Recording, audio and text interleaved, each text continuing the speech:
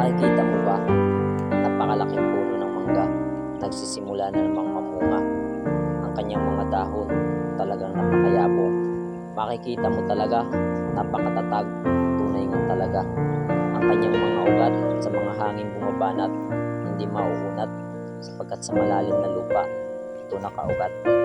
Ganyan ang mga tao na tumitiwala sa Panginoon. Sa mga hamon ng buhay, patuloy na bumabangon. Sinusubok man ng panahon, pero pinapatibay